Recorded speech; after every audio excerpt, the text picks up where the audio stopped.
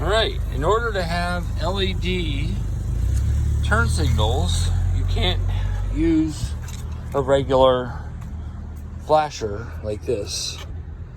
So you have to take out the old one and then find replace with the new one. And then you got to find where the heck it is. So I looked underneath the dash. There's nothing underneath the dash at all. And I looked in here already, and then I was about ready to give up and take it to a mechanic or a dealer or something.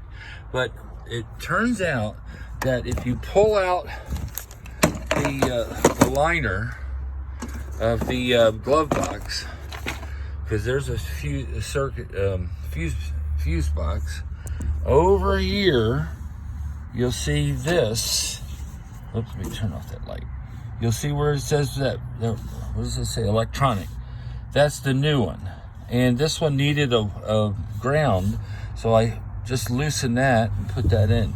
But the mystery is, this is where the relay is for the turn signals. So now I have turn signals. But it took me a day and a half to figure it out.